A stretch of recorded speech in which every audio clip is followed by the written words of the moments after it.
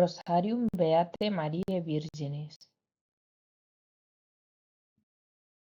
Per signum Sancte Crucis de inimicis nostris, libera nos Domine Deus noster. In nomine Patris et Filii et Spiritus Sancti. Amen. Domine, labia mea aperies, et os meum annunciavit laudem tuam. Deus in auditorium meum intende. Domine ad adiuvandum me festina. Gloria Patri et Filio et Spiritui Sancto. Sic erat in principio et nunc et semper et in saecula saeculorum. Amen. Credo in Deum Patrem omnipotentem, creatorem caeli et terrae, et in Iesum Christum, Filium eius unicum Dominum nostrum, qui conceptus est de Spiritus Sancto, natus ex Maria Virgine, passus sub Pontio Pilato, crucifixus mortus et sepultus, descendit ad inferos, tertia die resurrexit a mortuis, ascendit ad celos, sedet ad dexteram Dei Patris omnipotentis, inde venturus est judicare vivos et mortuos. Credo in Spiritum Sanctum, sanctam Ecclesiam Catholicam, sanctorum communionem, remissionem peccatorum, carnis resurrectionem, vitam aeternam. Amen. Pater noster qui es in celis, sanctificetur nomen tuum, adveniat regnum tuum, fiat voluntas tua sicut in cielo et in terra. Panem nostrum quotidianum da nobis hodie, et dimite nobis debita nostra, sicut et nos dimitimus debitoribus nostris. Et ne nos inducas in tentationem, sed libera nos a malo. Amen. Ave Maria, gratia plena, Dominus tecum, benedicta tu in mulieribus, et benedictus fructus ventris tui, Iesus. Sancta Maria, Mater Dei, ora pro nobis peccatoribus, nunc et in hora mortis nostre. Amen. Ave Maria, gratia plena, Dominus tecum, benedicta tu in mulieribus, et benedictus fructus ventris tui, Iesus. Sancta Maria, Mater Dei, ora pro nobis peccatoribus, nunc et in hora mortis nostre. Amen. Ave Maria, gratia plena, Dominus tecum, benedicta tu in mulieribus, et benedictus fructus ventris tui, Iesus. Sancta Maria, Mater Dei, ora pro nobis peccatoribus, nunc et in hora mortis nostre. Amen. Gloria Patri, et Filio, et Spiritui Sancto, sic ut erat in principio, et nunc et semper, et in saecula saeculorum. Amen. Mysteria gaudiosa. Primum mysterium. Beate Mariae Virginis, annunciationem contemplamur, et humilitas petitur. Pater noster qui es in celis, sanctificetur nomen tuum, adveniat regnum tuum, fiat voluntas tua, sicut in cielo et in terra. Panem nostrum quotidianum da nobis hodie, et dimite nobis debita nostra, sicut et nos dimitimus debitoribus nostris, et ne nos inducas in tentationem, sed libera nos a malo. Amen. Ave Maria, gratia plena, Dominus tecum, benedicta tu in mulieribus, et benedictus fructus ventris tui, Iesus. Sancta Maria, Mater Dei, ora pro nobis peccatoribus, nunc et in hora mortis nostre. Amen. Ave Maria, gratia plena, Dominus tecum, benedicta tu in mulieribus, et benedictus fructus ventris tui, Iesus. Sancta Maria, Mater Dei, ora pro nobis peccatoribus, nunc et in hora mortis nostre. Amen. Ave Maria, gratia plena, Dominus tecum, benedicta tu in mulieribus, et benedictus fructus ventris tui, Iesus. Sancta Maria, Mater Dei, ora pro nobis peccatoribus, nunc et in hora mortis nostre. Amen. Ave Maria, gratia plena, Dominus tecum, benedicta tu in mulieribus, et benedictus fructus ventris tui, Iesus. Sancta Maria, Mater Dei, ora pro nobis peccatoribus, nunc et in hora mortis nostre. Amen. Ave Maria, gratia plena, Dominus tecum, benedicta tu in mulieribus, et benedictus fructus ventris tui, Iesus. Sancta Maria, Mater Dei, ora pro nobis peccatoribus, nunc et in hora mortis nostre. Amen. Ave Maria, gratia plena, Dominus tecum. Benedicta tui mulieribus, et benedictus fructus ventris tui, Iesus. Sancta Maria, Mater Dei, ora pro nobis peccatoribus, nunc et in hora mortis nostre. Amen. Ave Maria, gratia plena, Dominus tecum. Benedicta tui mulieribus, et benedictus fructus ventris tui, Iesus. Sancta Maria, Mater Dei, ora pro nobis peccatoribus, nunc et in hora mortis nostre. Amen. Ave Maria, gratia plena, Dominus tecum. Benedicta tui mulieribus, et benedictus fructus ventris tui, Iesus. Sancta Maria, Mater Dei, ora pro nobis peccatoribus, nunc et in hora mortis nostre. Amen. Ave Maria, gratia plena, Dominus tecum. Benedicta tui mulieribus, et benedictus fructus ventris tui, Iesus. Sancta Maria, Mater Dei, ora pro nobis peccatoribus, nunc et in hora mortis nostre. Amen. Ave Maria, gratia plena, Dominus tecum.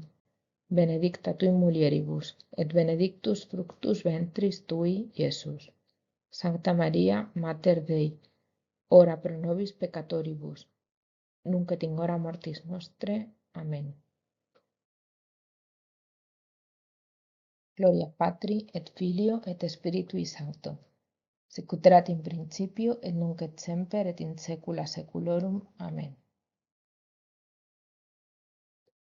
O mi Iesu, parce nobis, libera nos a vigni inferni, extolle omnes animas in celum, preserti me gentissimas ex eis. Amen. Secundum mysterium. Beate Mariae Virginis visitationem contemplamur, et caritas ad fratres petitur. Pater noster qui es in celis, sanctificetur nomen tuum, adveniat regnum tuum, fiat voluntas tua sicut in cielo et in terra. Panem nostrum quotidianum da nobis hodie, et dimitte nobis debita nostra, sicut et nos dimittimus debitoribus nostris.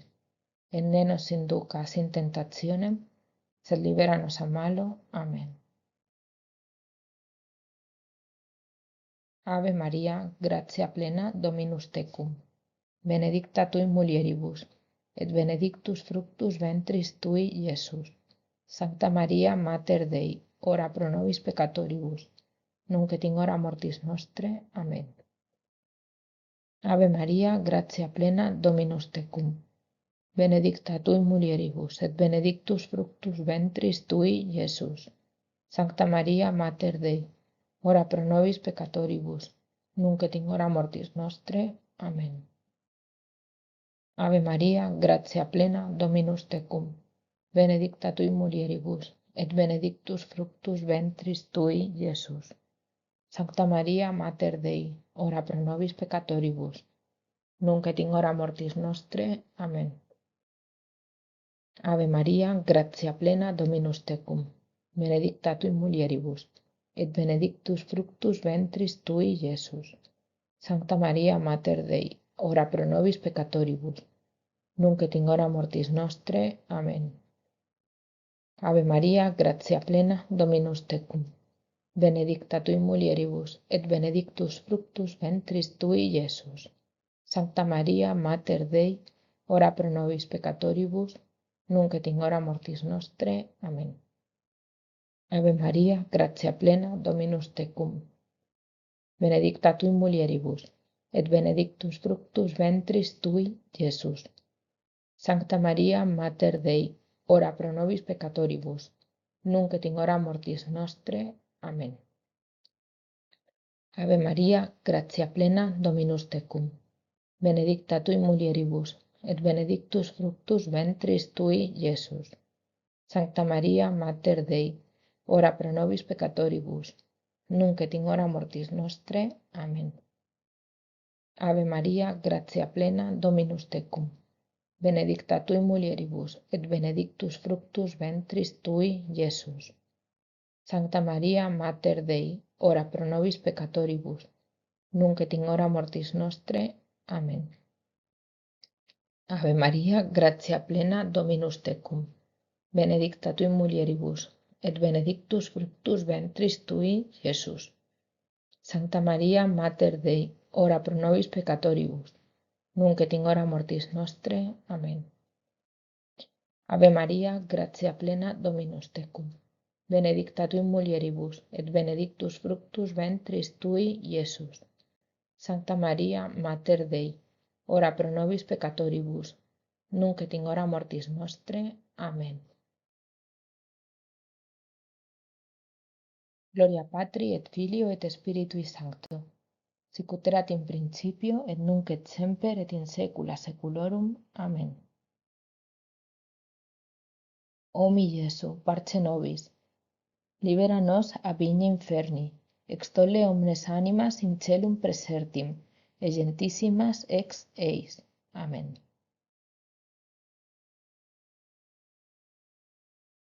Tertium mysterium. Domini nostri Iesu Christi nativitatem contemplamur, et paupertatis spiritus petitur.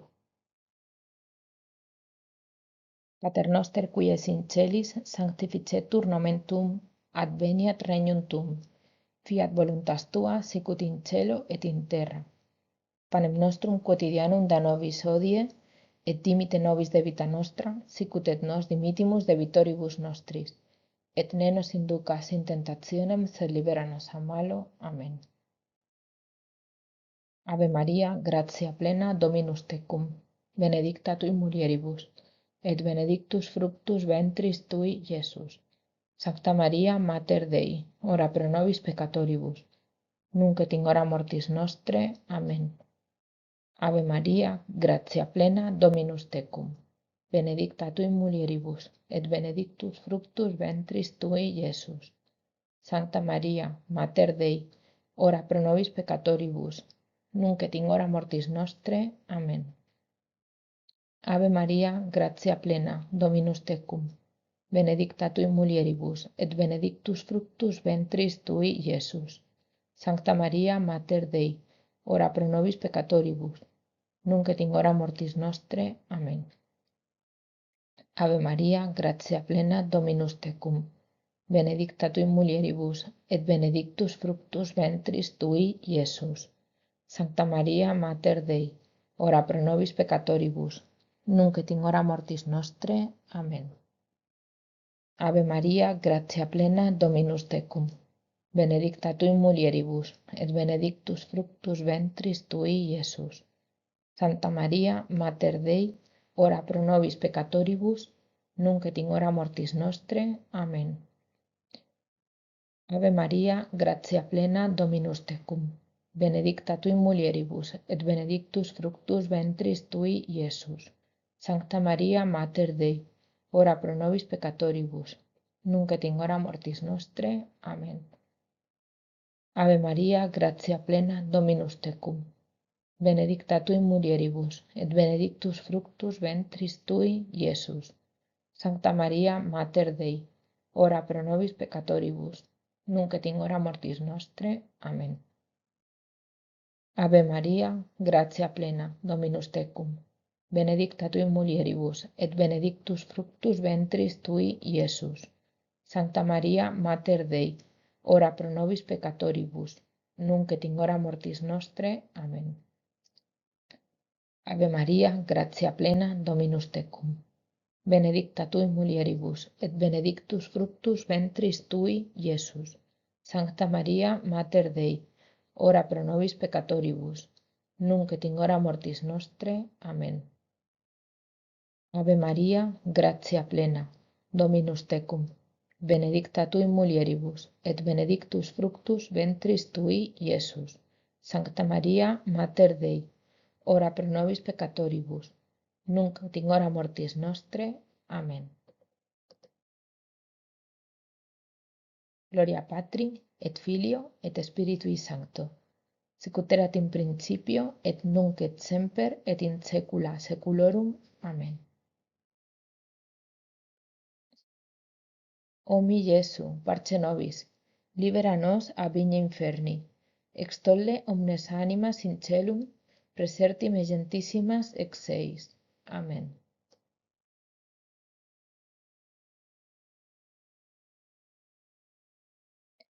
Quartum mysterium. Domini nostri Iesu Christi presentationem in templo contemplamur, et obedientia petitur. Pater noster qui es in celis, sanctificetur nomen tuum, adveniat regnum tuum, fiat voluntas tua sicut in cielo et in terra.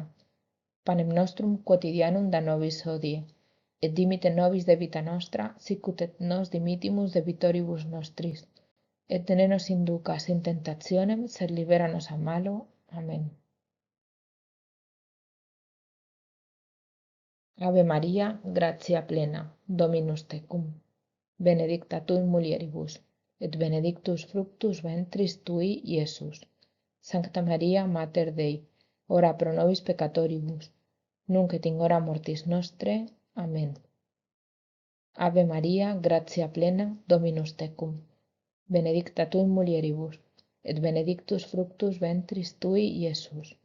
Sancta Maria, Mater Dei, ora pro nobis peccatoribus, nunc et in hora mortis nostre. Amen. Ave Maria, gratia plena, Dominus tecum, benedicta tu in mulieribus, et benedictus fructus ventris tui, Iesus.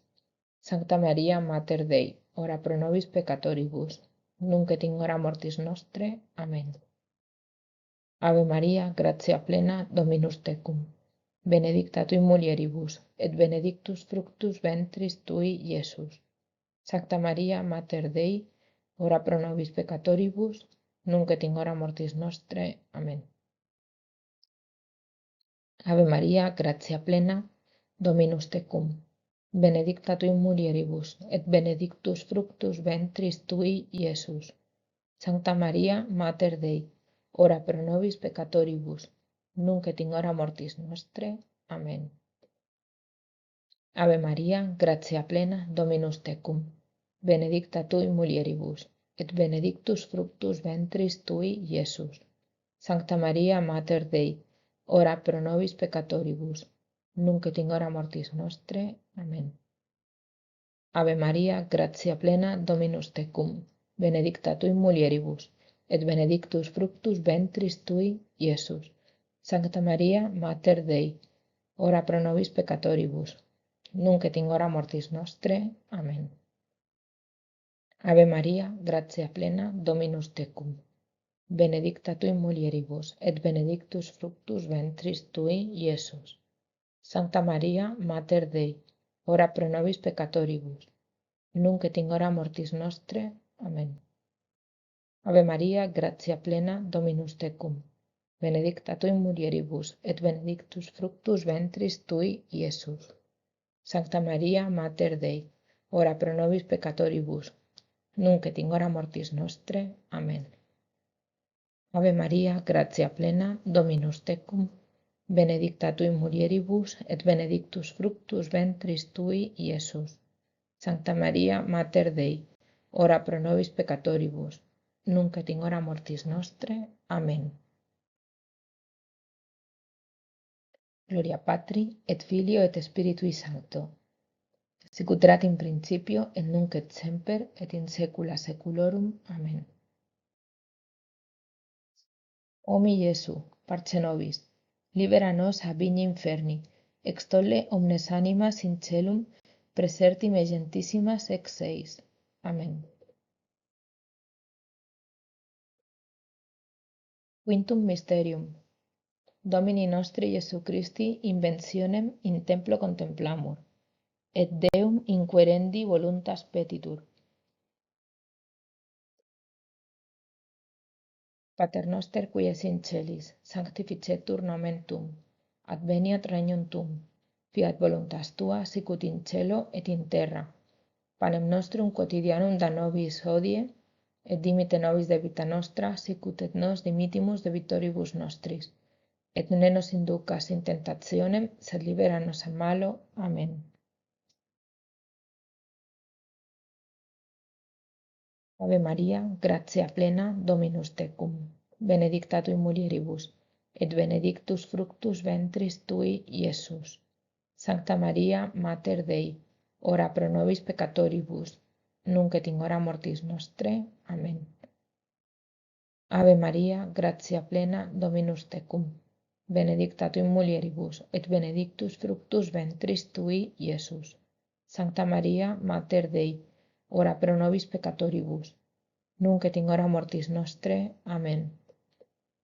Ave Maria, gratia plena, Dominus tecum, benedicta tui mulieribus, et benedictus fructus ventris tui, Iesus. Sancta Maria, Mater Dei, ora pro nobis peccatoribus, nunc et in hora mortis nostre. Amen. Ave Maria, gratia plena, Dominus tecum, benedicta tui mulieribus, et benedictus fructus ventris tui, Iesus. Sancta Maria, Mater Dei, ora pro nobis peccatoribus, nunc et in hora mortis nostre. Amen. Ave Maria, gratia plena, Dominus tecum, benedicta tui mulieribus, et benedictus fructus ventris tui, Iesus. Sancta Maria, Mater Dei, ora pro nobis peccatoribus, nunc et in hora mortis nostre. Amen. Ave Maria, gratia plena, Dominus tecum, benedicta tui mulieribus, et benedictus fructus ventris tui, Iesus. Sancta Maria, Mater Dei, ora pro nobis peccatoribus, nunc et in hora mortis nostre. Amen. Ave Maria, gratia plena, Dominus tecum, benedicta tui mulieribus, et benedictus fructus ventris tui, Iesus. Sancta Maria, Mater Dei, ora pro nobis peccatoribus, nunc et in hora mortis nostre. Amen. Ave Maria, gratia plena, Dominus tecum, benedicta tui mulieribus, et benedictus fructus ventris tui, Iesus. Sancta Maria, Mater Dei, ora pro nobis peccatoribus, nunc et in hora mortis nostre. Amen. Ave Maria, gratia plena, Dominus tecum, benedicta tui mulieribus, et benedictus fructus ventris tui, Iesus. Sancta Maria, Mater Dei, ora pro nobis peccatoribus, nunc et in hora mortis nostre. Amen. Ave Maria, gratia plena, Dominus tecum, benedicta tui mulieribus, et benedictus fructus ventris tui, Iesus. Sancta Maria, Mater Dei, ora pro nobis peccatoribus, nunc et in hora mortis nostre. Amen. Gloria Patri et Filio et Spiritui Sancto, sic ut erat in principio et nunc et semper et in saecula saeculorum. Amen. O mi Iesu, parce nobis, libera nos a vigni inferni, extolle omnes animas in celum, preserti me gentissimas ex eis. Amen. Salve Regina, Mater misericordiae, vita dulcedo et spes nostra. Salve. Ad te clamamus exules filii Eve, ad te suspiramus gementes et flentes, in hac lacrimarum valle. Ella ergo advocata nostra, illos tuos misericordes oculos ad nos converte. Et Iesum, benedictum fructum ventris tui, nobis post hoc exilium ostende. O clemens, o pia, o dulcis Virgo Maria, ora pro nobis sancta Dei genetrix, ut digne ficiamur promissionibus Christi.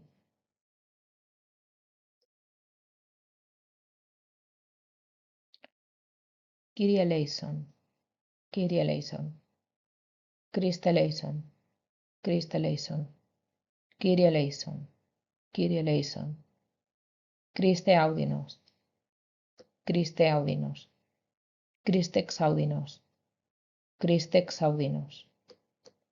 Pater de celis Deus, miserere nobis.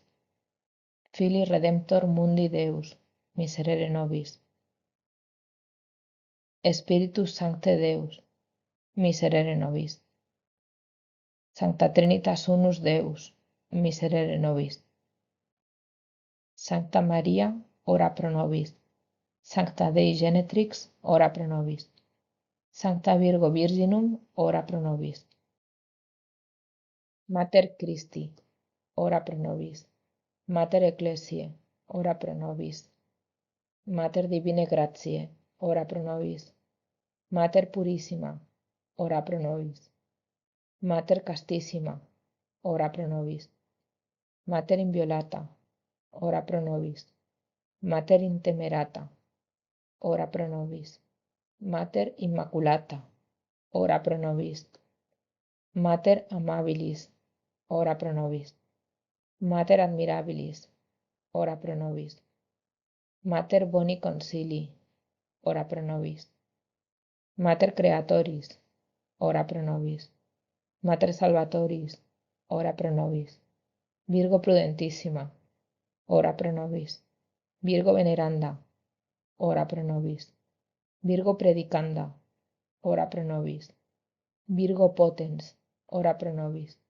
Virgo clemens, ora pro nobis. Virgo fidelis, ora pro nobis. Speculum justitiae, ora pro nobis.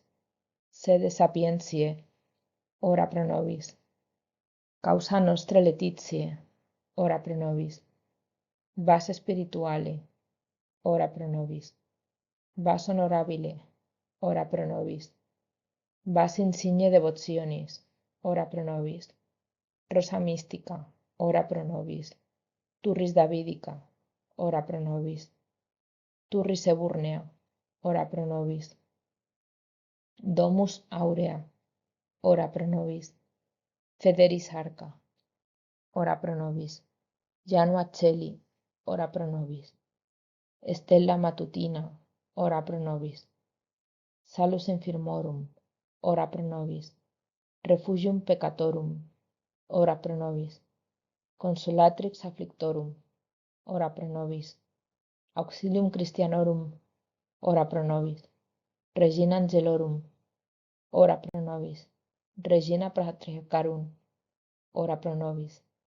Regina Prophetarum, ora pro nobis. Regina Apostolorum, ora pro nobis. Regina Martyrum, ora pro nobis. Regina Confessorum, ora pro nobis. Regina Virginum, ora pro nobis. Regina Sanctorum Omnium, ora pro nobis. Regina sine labia originali concepta, ora pro nobis. Regina in celum assumpta, ora pro nobis. Regina Sacratissimi Rosarii, ora pro nobis. Regina Familiae, ora pro nobis. Regina Pacis, ora pro nobis. Agnus Dei qui tollis peccata mundi, parce nobis Domine. Agnus Dei qui tollis peccata mundi, exaudi nos Domine. Agnus Dei qui tollis peccata mundi, miserere nobis. Sub tum presidium confugimus, sancta Dei genetrix, nostras deprecationes ne despicias in necessitatibus. Seta periculis cunctis libera nos semper, Virgo gloriosa et benedicta. Ora pro nobis, sancta Dei genetrix, ut digne ficiamur promissionibus Christi. Oremus. Concede nos, famulus tuos, quesumus Domine Deus, perpetua mentis et corporis sanitate gaudere, et gloriosa Beate Mariae semper Virginis intercessione, a presenti liberari tristitia, et eterna perfrui laetitia, per Christum Dominum nostrum. Amen.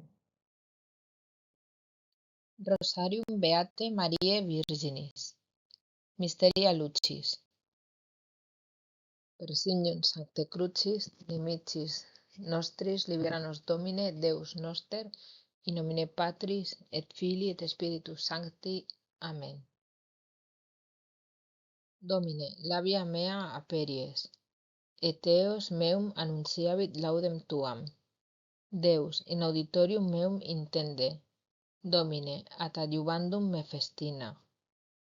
Gloria Patri et Filio et Spiritui Sancto, sic ut erat in principio et nunc et semper et in saecula saeculorum. Amen. Credo in Deum Patrem omnipotentem, Creatorem celi et terrae, et in Iesum Christum, Filium eius unicum Dominum nostrum, qui conceptus est de Spiritu Sancto, natus ex Maria Virgine, passus sub Pontio Pilato, crucifixus mortus et sepultus, descendit ad inferos, tertia die resurrexit a mortuis, ascendit ad celos, sedet ad dexteram Dei Patris omnipotentis, inde venturus est judicare vivos et mortuos. Credo in Spiritum Sanctum, sanctam Ecclesiam Catholicam, sanctorum communionem, remissionem peccatorum, carnis resurrectionem, vitam aeternam. Amen. Pater noster qui es in celis, sanctificetur nomen tuum, adveniat regnum tuum, fiat voluntas tua sicut in cielo et in terra. Panem nostrum quotidianum da nobis hodie, et dimite nobis debita nostra, sicut et nos dimitimus debitoribus nostris, et ne nos inducas in tentationem, sed libera nos a malo. Amen. Ave Maria, gratia plena, Dominus tecum, benedicta tu in mulieribus, et benedictus fructus ventris tui, Iesus. Sancta Maria, Mater Dei, ora pro nobis peccatoribus, nunc et in hora mortis nostre. Amen. Ave Maria, gratia plena, Dominus tecum, benedicta tu in mulieribus, et benedictus fructus ventris tui, Iesus. Sancta Maria, Mater Dei, ora pro nobis peccatoribus, nunc et in hora mortis nostre. Amen. Ave Maria, gratia plena, Dominus tecum, benedicta tu in mulieribus, et benedictus fructus ventris tui, Iesus. Sancta Maria, Mater Dei, ora pro nobis peccatoribus, nunc et in hora mortis nostre. Amen. Gloria Patri et Filio et Spiritui Sancto, sicut erat in principio et nunc et semper et in saecula saeculorum. Amen. Primum mysterium. Iesus in Jordane baptizatur. Pater noster qui es in celis, sanctificetur nomen tuum, adveniat regnum tuum, fiat voluntas tua sicut in cielo et in terra. Panem nostrum quotidianum da nobis hodie, et dimite nobis debita nostra, sicut et nos dimitimus debitoribus nostris, et ne nos inducas in tentationem, sed libera nos a malo. Amen. Ave Maria, gratia plena, Dominus tecum, benedicta tu in mulieribus, et benedictus fructus ventris tui, Iesus. Sancta Maria, Mater Dei, ora pro nobis peccatoribus, nunc et in hora mortis nostre. Amen. Ave Maria, gratia plena, Dominus tecum, benedicta tu in mulieribus, et benedictus fructus ventris tui, Iesus. Sancta Maria, Mater Dei, ora pro nobis peccatoribus, nunc et in hora mortis nostre. Amen. Ave Maria, gratia plena, Dominus tecum, benedicta tu in mulieribus, et benedictus fructus ventris tui, Iesus. Sancta Maria, Mater Dei, ora pro nobis peccatoribus, nunc et in hora mortis nostre. Amen. Ave Maria, gratia plena, Dominus tecum, benedicta tu in mulieribus, et benedictus fructus ventris tui, Iesus. Sancta Maria, Mater Dei, ora pro nobis peccatoribus, nunc et in hora mortis nostre. Amen. Ave Maria, gratia plena, Dominus tecum, benedicta tu in mulieribus, et benedictus fructus ventris tui, Iesus. Sancta Maria, Mater Dei, ora pro nobis peccatoribus, nunc et in hora mortis nostre. Amen. Ave Maria, gratia plena, Dominus tecum, benedicta tu in mulieribus, et benedictus fructus ventris tui, Iesus. Sancta Maria, Mater Dei, ora pro nobis peccatoribus, nunc et in hora mortis nostre. Amen.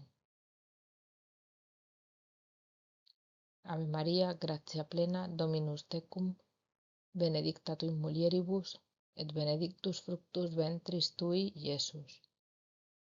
Sancta Maria, Mater Dei, ora pro nobis peccatoribus, nunc et in hora mortis nostre. Amen. Ave Maria, gratia plena, Dominus tecum, benedicta tu in mulieribus, et benedictus fructus ventris tui, Iesus. Sancta Maria, Mater Dei, ora pro nobis peccatoribus, nunc et in hora mortis nostre. Amen. Ave Maria, gratia plena, Dominus tecum. Benedicta tu in mulieribus, et benedictus fructus ventris tui, Iesus. Sancta Maria, Mater Dei, ora pro nobis peccatoribus, nunc et in hora mortis nostre. Amen. Ave Maria, gratia plena, Dominus tecum.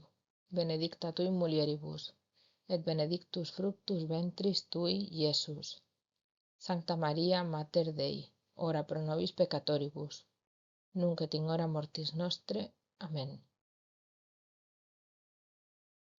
Gloria Patri, et Filio, et Spiritui Sancto, sicut erat in principio, et nunc et semper, et in saecula saeculorum. Amen.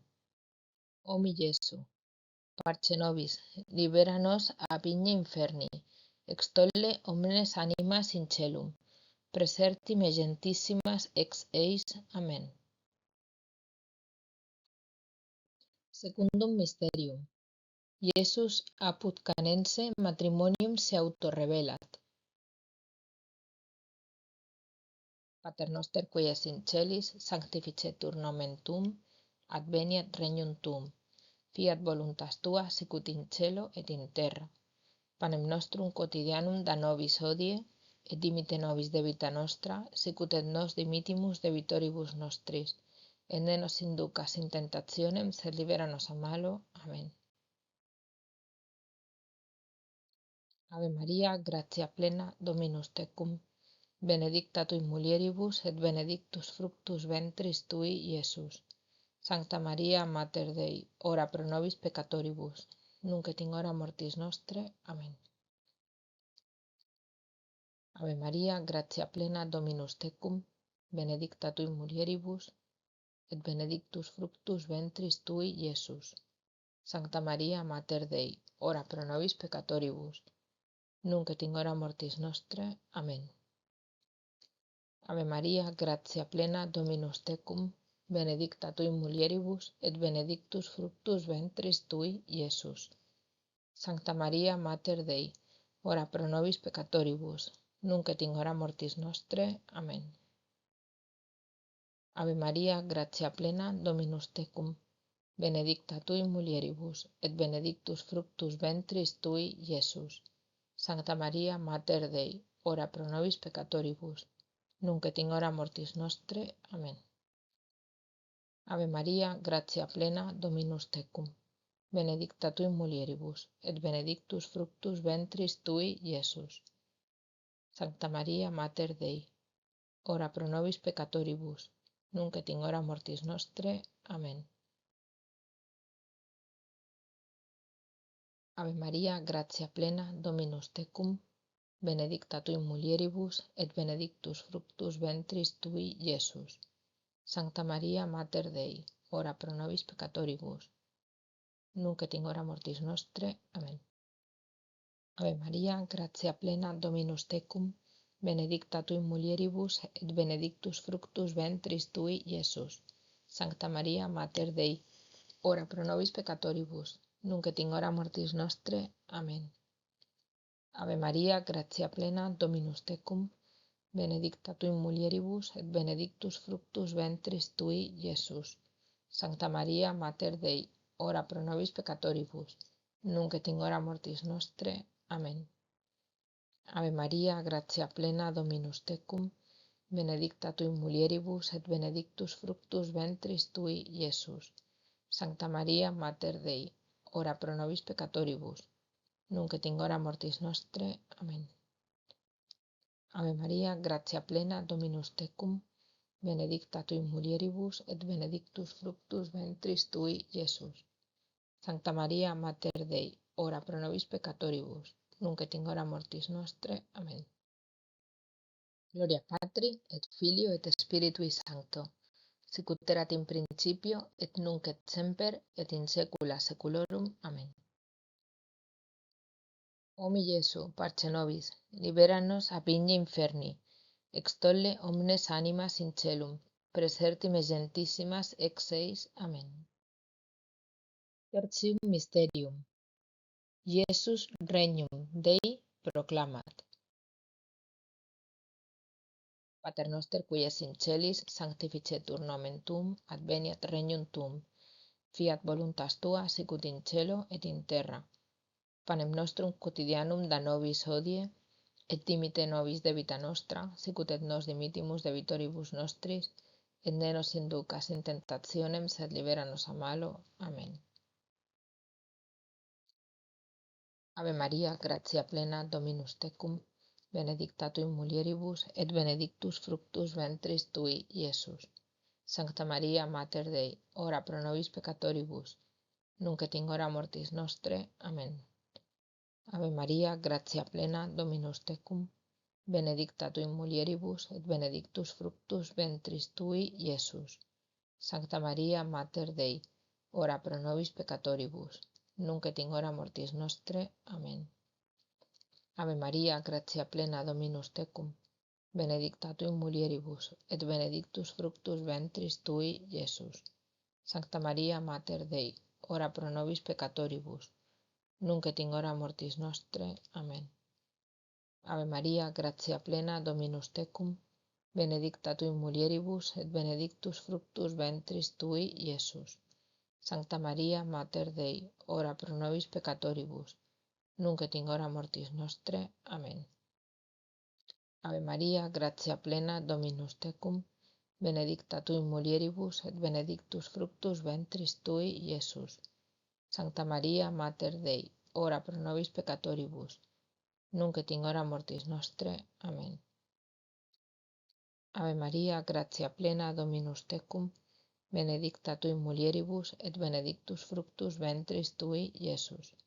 Sancta Maria, Mater Dei, ora pro nobis peccatoribus, nunc et in hora mortis nostre. Amen.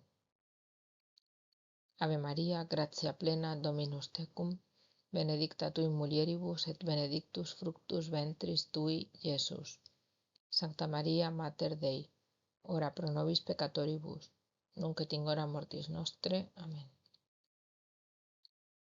Ave Maria, gratia plena, Dominus tecum, benedicta tu in mulieribus, et benedictus fructus ventris tui, Iesus.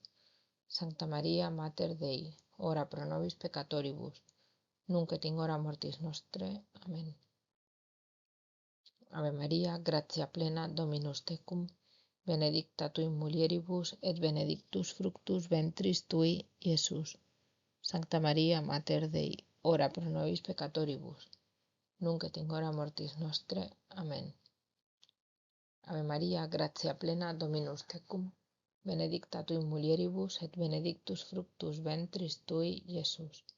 Sancta Maria, Mater Dei, ora pro nobis peccatoribus, nunc et in hora mortis nostre. Amen.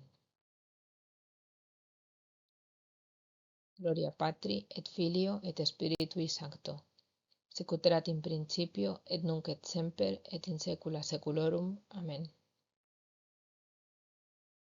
O mi Iesu, parce nobis, libera nos a vigni inferni, extolle omnes animas in celum, preserti me gentissimas ex eis. Amen. Quartum mysterium. Iesus in monte transfiguratur.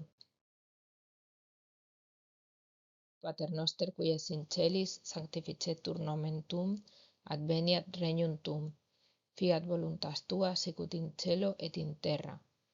Panem nostrum quotidianum da nobis hodie, et dimite nobis debita nostra, sicut et nos dimitimus debitoribus nostris, et ne nos inducas in tentationem, sed libera nos a malo. Amen.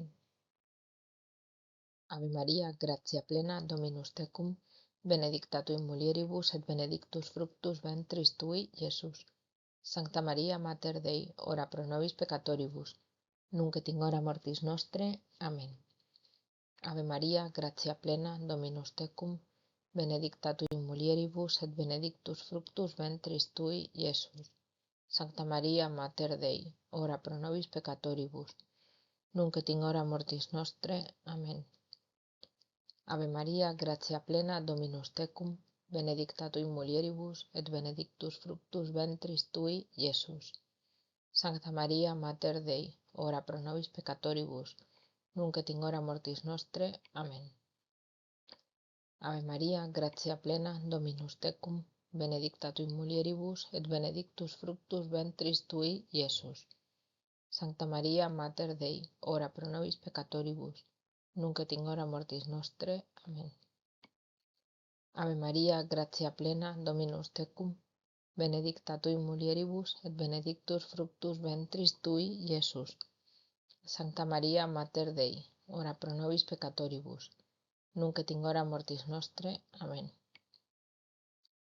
Ave Maria, gratia plena, Dominus tecum, benedicta tui mulieribus, et benedictus fructus ventris tui, Iesus. Sancta Maria, Mater Dei, ora pro nobis peccatoribus, nunc et in hora mortis nostre. Amen. Ave Maria, gratia plena, Dominus tecum, benedicta tui mulieribus, et benedictus fructus ventris tui, Iesus. Sancta Maria, Mater Dei, ora pro nobis peccatoribus, nunc et in hora mortis nostre. Amen. Ave Maria, gratia plena, Dominus tecum, benedicta tui mulieribus, et benedictus fructus ventris tui, Iesus. Sancta Maria, Mater Dei, ora pro nobis peccatoribus, nunc et in hora mortis nostre. Amen. Ave Maria, gratia plena, Dominus tecum, benedicta tui mulieribus, et benedictus fructus ventris tui, Iesus. Sancta Maria, Mater Dei, ora pro nobis peccatoribus, nunc et in hora mortis nostre. Amen. Ave Maria, gratia plena, Dominus tecum, benedicta tui mulieribus, et benedictus fructus ventris tui, Iesus. Sancta Maria, Mater Dei, ora pro nobis peccatoribus, nunc et in hora mortis nostre. Amen. Gloria Patri et Filio et Spiritui Sancto, sicut erat in principio et nunc et semper et in saecula saeculorum. Amen.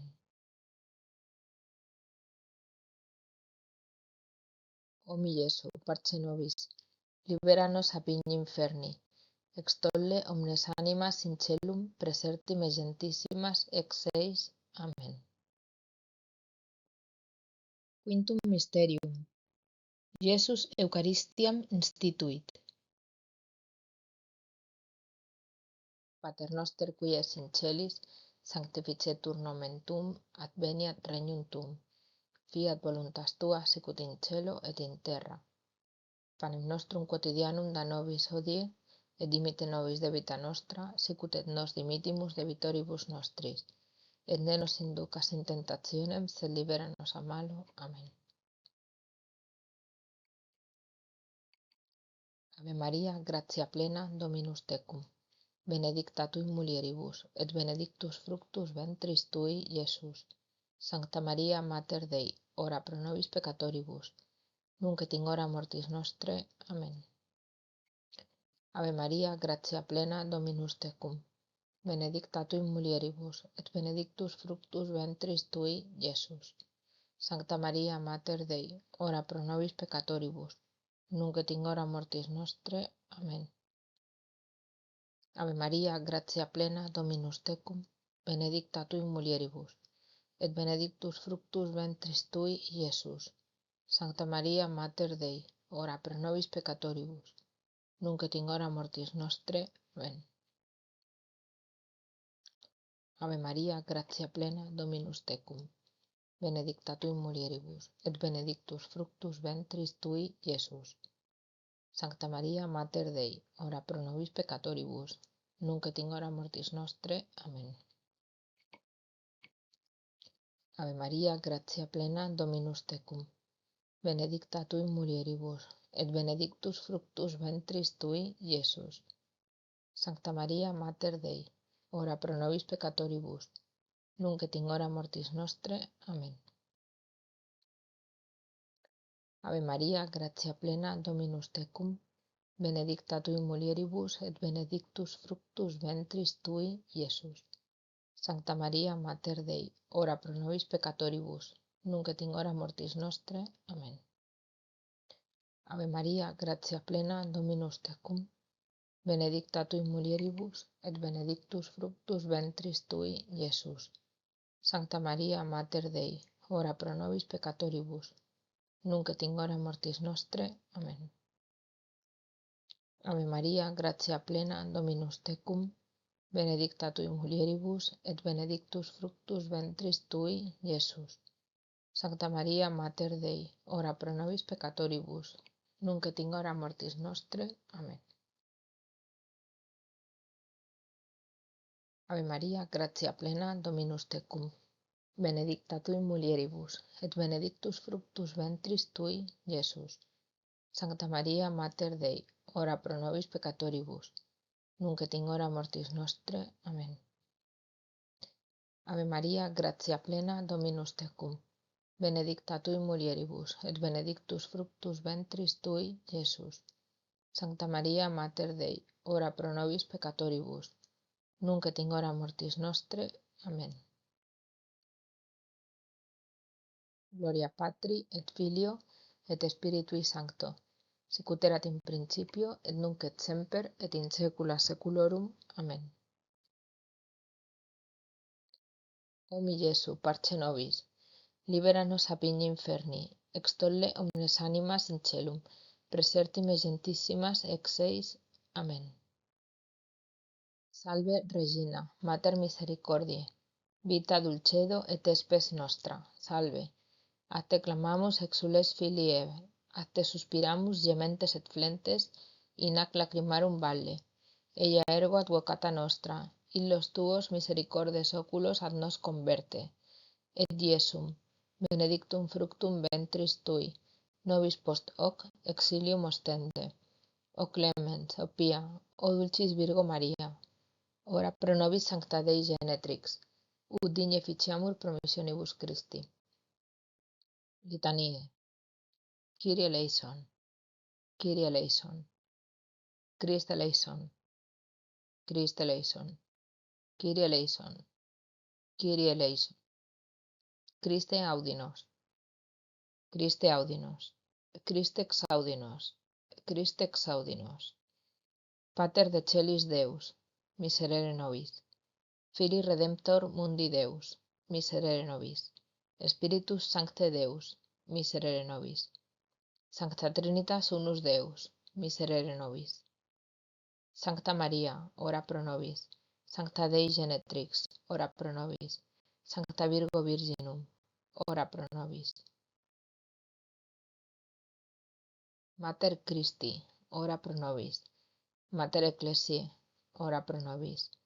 Mater Divinae Gratiae, ora pro nobis. Mater Purissima, ora pro nobis. Mater Castissima, ora pro nobis. Mater Inviolata, ora pro nobis. Mater Intemerata, ora pro nobis. Mater Immaculata, ora pro nobis. Mater Amabilis, ora pro nobis. Mater Admirabilis, ora pro nobis. Mater Boni Consilii, ora pro nobis. Mater Creatoris, ora pro nobis. Mater Salvatoris, ora pro nobis. Virgo Prudentissima, ora pro nobis. Virgo Veneranda, ora pro nobis. Virgo Predicanda, ora pro nobis. Virgo Potens, ora pro nobis. Virgo Clemens, ora pro nobis. Virgo Fidelis, ora pro nobis. Speculum Justitiae, ora pro nobis. Sede Sapientiae, ora pro nobis. Causa nostre Laetitiae, ora pro nobis. Vas Spirituale, ora pro nobis. Vas Honorabile, ora pro nobis. Vas Insigne Devotionis, ora pro nobis. Rosa Mystica, ora pro nobis. Turris Davidica, ora pro nobis. Turris Eburnea, ora pro nobis. Domus Aurea, ora pro nobis. Federis Arca, ora pro nobis. Janua Celi, ora pro nobis. Stella Matutina, ora pro nobis. Salus Infirmorum, ora pro nobis. Refugium Peccatorum, ora pro nobis. Consolatrix Afflictorum, ora pro nobis. Auxilium Christianorum, ora pro nobis. Regina Angelorum, ora pro nobis. Regina Patriarcharum, ora pro nobis. Regina Prophetarum, ora pro nobis. Regina Apostolorum, ora pro nobis. Regina Martyrum, ora pro nobis. Regina Confessorum, ora pro nobis. Regina Virginum, ora pro nobis. Regina Sanctorum Omnium, ora pro nobis. Regina sine labia originali concepta, ora pro nobis. Regina in celum assumpta, ora pro nobis. Regina Sacratissimi Rosarii, ora pro nobis. Regina Familiae, ora pro nobis. Regina Pacis, ora pro nobis. Agnus Dei, qui tollis peccata mundi, parce nobis Domine. Agnus Dei, qui tollis peccata mundi, exaudi nos Domine. Agnus Dei, qui tollis peccata mundi, miserere nobis. Subtum presidium confugimus, Sancta Dei Genetrix, nostras deprecationes ne despicias in necessitatibus, sed a periculis cunctis libera nos semper, Virgo gloriosa et benedicta. Ora pro nobis Sancta Dei Genetrix, ut digne ficiamur promissionibus Christi.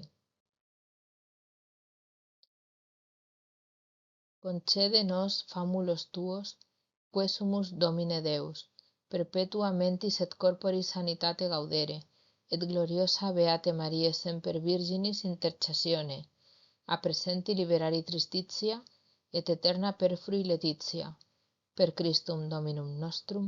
Amen. Rosarium Beate Mariae Virginis. Mysteria dolorosa. Per signum Sancte Crucis dinamicis nostris, libera nos Domine Deus noster, in nomine Patris et Filii et Spiritus Sancti. Amen. Domine, labia mea aperies, et eos meum annunciavit laudem tuam. Deus, in auditorium meum intende. Domine, ad adiuvandum me festina. Gloria Patri et Filio et Spiritui Sancto, sicut erat in principio, et nunc et semper et in saecula saeculorum. Amen.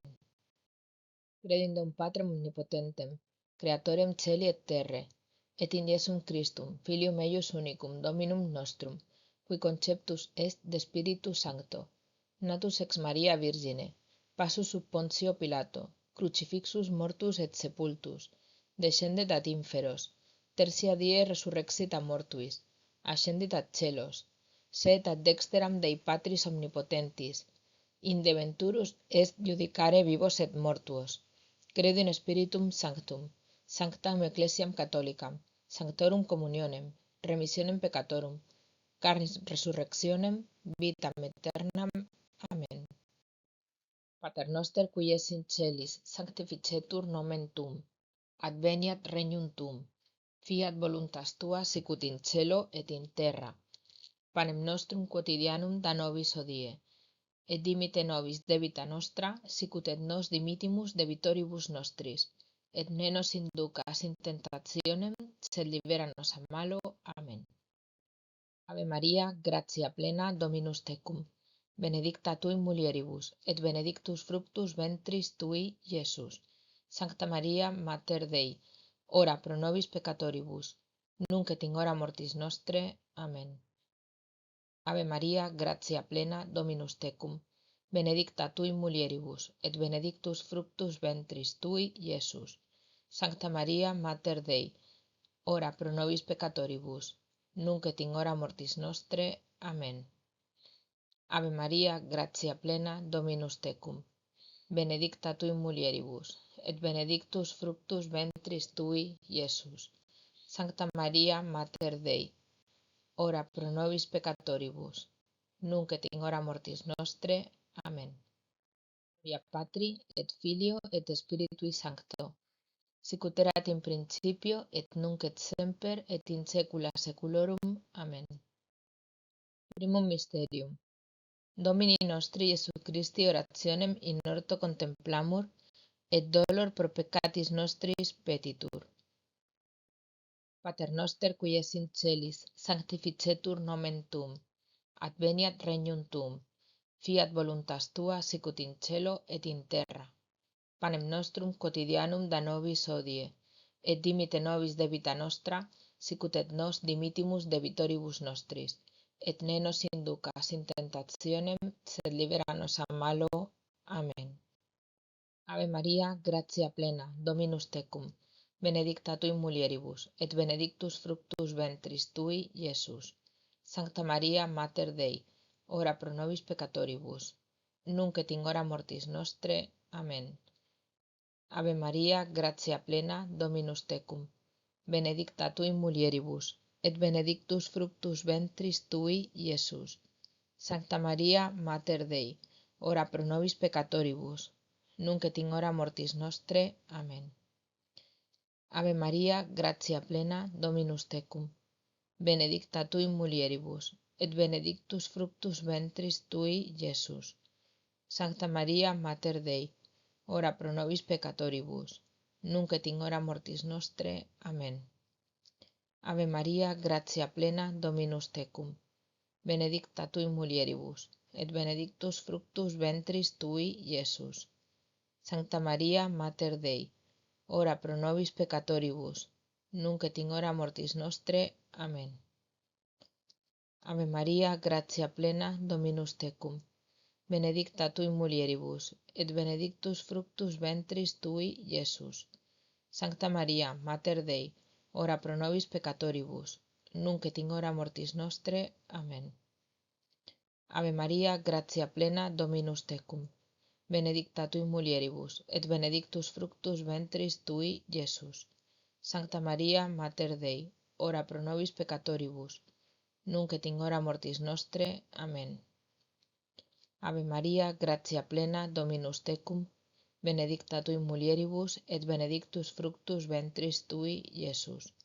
Sancta Maria, Mater Dei, ora pro nobis peccatoribus, nunc et in hora mortis nostre. Amen. Ave Maria, gratia plena, Dominus tecum, benedicta tu in mulieribus, et benedictus fructus ventris tui, Iesus. Sancta Maria, Mater Dei, ora pro nobis peccatoribus, nunc et in hora mortis nostre. Amen.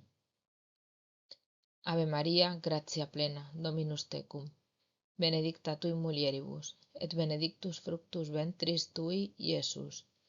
Sancta Maria, Mater Dei, ora pro nobis peccatoribus, nunc et in hora mortis nostre. Amen. Ave Maria, gratia plena, Dominus tecum, benedicta tu in mulieribus, et benedictus fructus ventris tui, Iesus. Sancta Maria, Mater Dei, ora pro nobis peccatoribus, nunc et in hora mortis nostre. Amen. Gloria Patri et Filio et Spiritui Sancto, sicut erat in principio et nunc et semper et in saecula saeculorum. Amen. O mi Iesu, parce nobis, libera nos a vigna inferni, extolle omnes animas in celum, preserti me gentissimas ex seis. Amen. Secundum mysterium. Domini nostri Iesu Christi flagellationem contemplamur, et corporum nostrorum mortificatio petitur. Mater noster qui es in celis, sanctificetur nomen tuum, adveniat regnum tuum, fiat voluntas tua sicut in cielo et in terra. Panem nostrum quotidianum da nobis hodie, et dimite nobis debita nostra, sicut et nos dimitimus debitoribus nostris, et ne nos inducas in tentationem, sed libera nos a malo. Amen. Ave Maria, gratia plena, Dominus tecum, benedicta tu in mulieribus, et benedictus fructus ventris tui, Iesus. Sancta Maria, Mater Dei, ora pro nobis peccatoribus, nunc et in hora mortis nostre. Amen. Ave Maria, gratia plena, Dominus tecum, benedicta tu in mulieribus, et benedictus fructus ventris tui, Iesus. Sancta Maria, Mater Dei, ora pro nobis peccatoribus, nunc et in hora mortis nostre. Amen. Ave Maria, gratia plena, Dominus tecum, benedicta tu in mulieribus, et benedictus fructus ventris tui, Iesus. Sancta Maria, Mater Dei, ora pro nobis peccatoribus, nunc et in hora mortis nostre. Amen. Ave Maria, gratia plena, Dominus tecum, benedicta tu in mulieribus, et benedictus fructus ventris tui, Iesus. Sancta Maria, Mater Dei, ora pro nobis peccatoribus, nunc et in hora mortis nostre. Amen. Ave Maria, gratia plena, Dominus tecum, benedicta tu in mulieribus, et benedictus fructus ventris tui, Iesus. Sancta Maria, Mater Dei, ora pro nobis peccatoribus, nunc et in hora mortis nostre. Amen. Ave Maria, gratia plena, Dominus tecum. Benedicta tu in mulieribus, et benedictus fructus ventris tui, Iesus. Sancta Maria, Mater Dei, ora pro nobis peccatoribus, nunc et in hora mortis nostre. Amen. Ave Maria, gratia plena, Dominus tecum. Benedicta tu in mulieribus, et benedictus fructus ventris tui, Iesus. Sancta Maria, Mater Dei, ora pro nobis peccatoribus, nunc et in hora mortis nostre. Amen. Ave Maria, gratia plena, Dominus tecum. Benedicta tu in mulieribus, et benedictus fructus ventris tui, Iesus. Sancta Maria, Mater Dei, ora pro nobis peccatoribus, nunc et in hora mortis nostre. Amen. Ave Maria, gratia plena, Dominus tecum. Benedicta tu in mulieribus, et benedictus fructus ventris tui, Iesus. Sancta Maria, Mater Dei, ora pro nobis peccatoribus, nunc et in hora mortis nostre. Amen. Ave Maria, gratia plena, Dominus tecum. Benedicta tu in mulieribus, et benedictus fructus ventris tui, Iesus. Sancta Maria, Mater Dei, ora pro nobis peccatoribus, nunc et in hora mortis nostre. Amen. Gloria Patri, et Filio, et Spiritui Sancto, sicut erat in principio, et nunc et semper, et in saecula saeculorum. Amen. O mi Iesu, parce nobis, libere nos ab vigna inferni, extolle omnes animas in celum, preserti me gentissimas ex seis. Amen. Tertium Mysterium. Domini nostri Iesu Christi spinis coronationem contemplamur, et superbie mortificatio petitur.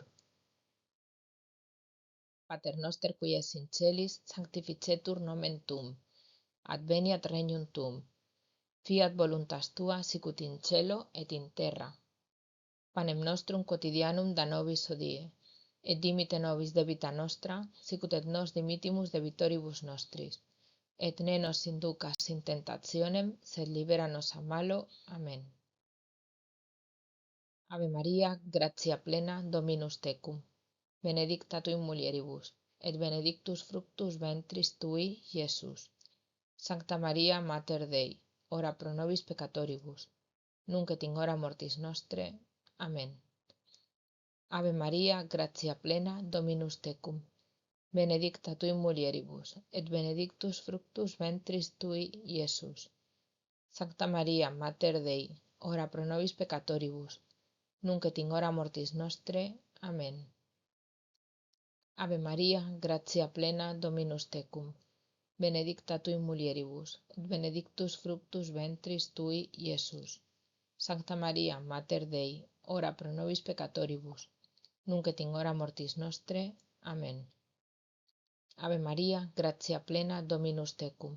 Benedicta tu in mulieribus, et benedictus fructus ventris tui, Iesus.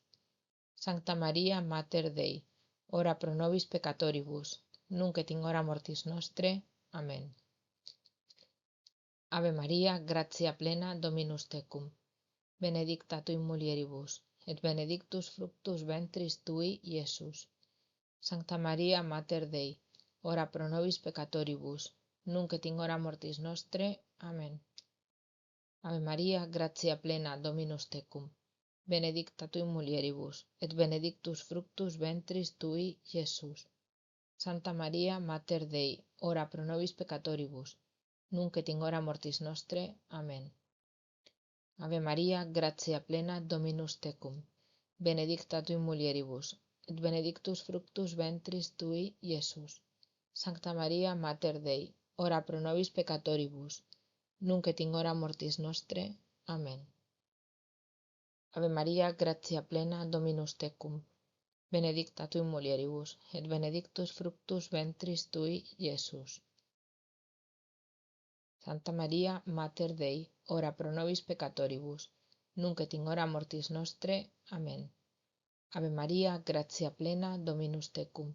Benedicta tu in mulieribus, et benedictus fructus ventris tui, Iesus. Sancta Maria, Mater Dei, ora pro nobis peccatoribus, nunc et in hora mortis nostre. Amen. Ave Maria, gratia plena, Dominus tecum, benedicta tu in mulieribus, et benedictus fructus ventris tui, Iesus. Sancta Maria, Mater Dei, ora pro nobis peccatoribus, nunc et in hora mortis nostre. Amen. Gloria Patri, et Filio, et Spiritui Sancto, sicut erat in principio, et nunc et semper, et in saecula saeculorum. Amen. O mi Iesu, parce nobis, libera nos a vigni inferni, extolle omnes animas in celum, preserti me gentissimas ex seis. Amen. Quartum mysterium. Domini nostri Iesu Christi crucis violationem contemplamur, et patientia in tribulationibus petitur.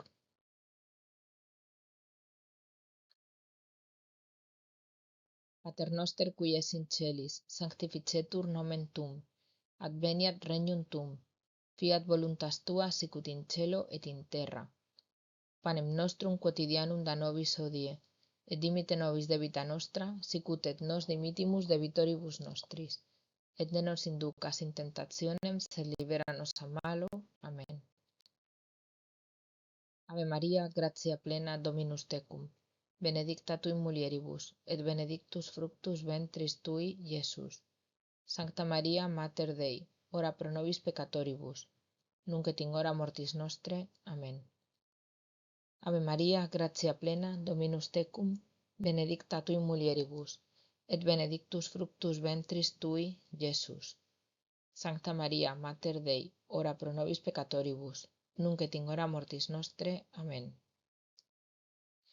Ave Maria, gratia plena, Dominus tecum, benedicta tu in mulieribus, et benedictus fructus ventris tui, Iesus.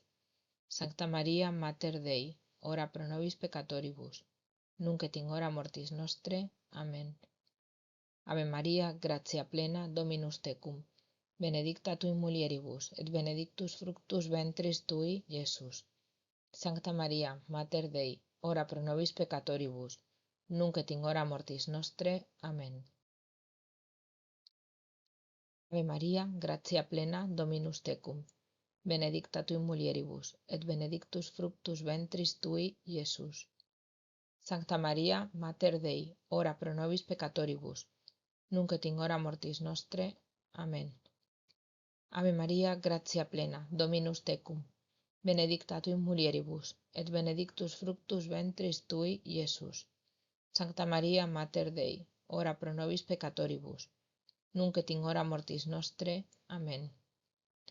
Ave Maria, gratia plena, Dominus tecum, benedicta tu in mulieribus, et benedictus fructus ventris tui, Iesus. Sancta Maria, Mater Dei, ora pro nobis peccatoribus, nunc et in hora mortis nostre. Amen. Ave Maria, gratia plena, Dominus tecum, benedicta tu in mulieribus, et benedictus fructus ventris tui, Iesus. Sancta Maria, Mater Dei, ora pro nobis peccatoribus, nunc et in hora mortis nostre. Amen. Ave Maria, gratia plena, Dominus tecum, benedicta tu in mulieribus, et benedictus fructus ventris tui, Iesus. Sancta Maria, Mater Dei, ora pro nobis peccatoribus, nunc et in hora mortis nostre. Amen. Ave Maria, gratia plena, Dominus tecum, benedicta tu in mulieribus, et benedictus fructus ventris tui, Iesus. Sancta Maria, Mater Dei, ora pro nobis peccatoribus, nunc et in hora mortis nostre. Amen.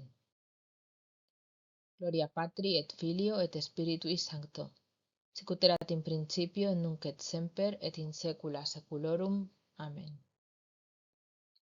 O mi Iesu, parce nobis, libera nos a vigni inferni, extolle omnes animas in celum, preserti me gentissimas ex seis. Amen.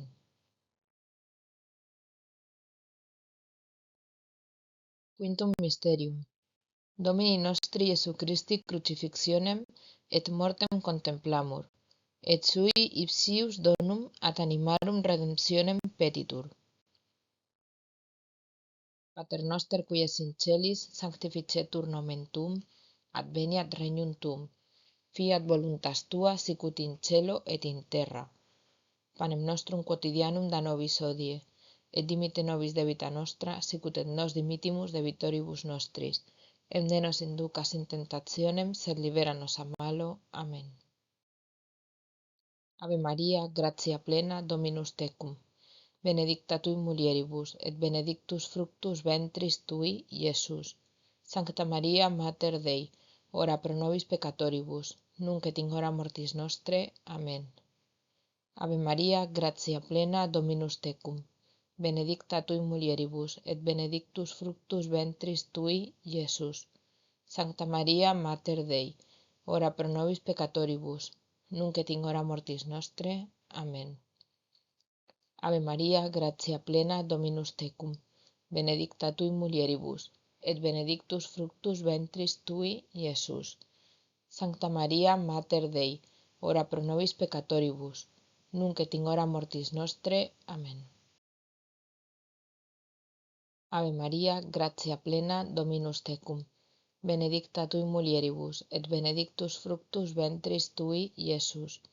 Sancta Maria, Mater Dei, ora pro nobis peccatoribus, nunc et in hora mortis nostre. Amen. Ave Maria, gratia plena, Dominus tecum. Benedicta tui mulieribus, et benedictus fructus ventris tui, Iesus. Sancta Maria, Mater Dei, ora pro nobis peccatoribus, nunc et in hora mortis nostre. Amen. Ave Maria, gratia plena, Dominus tecum. Benedicta tui mulieribus, et benedictus fructus ventris tui, Iesus. Sancta Maria, Mater Dei, ora pro nobis peccatoribus, nunc et in hora mortis nostre. Amen. Ave Maria, gratia plena, Dominus tecum. Benedicta tui mulieribus, et benedictus fructus ventris tui, Iesus. Sancta Maria, Mater Dei, ora pro nobis peccatoribus, nunc et in hora mortis nostre. Amen. Ave Maria, gratia plena, Dominus tecum. Benedicta tui mulieribus, et benedictus fructus ventris tui, Iesus. Sancta Maria, Mater Dei, ora pro nobis peccatoribus, nunc et in hora mortis nostre. Amen. Ave Maria, gratia plena, Dominus tecum. Benedicta tui mulieribus, et benedictus fructus ventris tui, Iesus.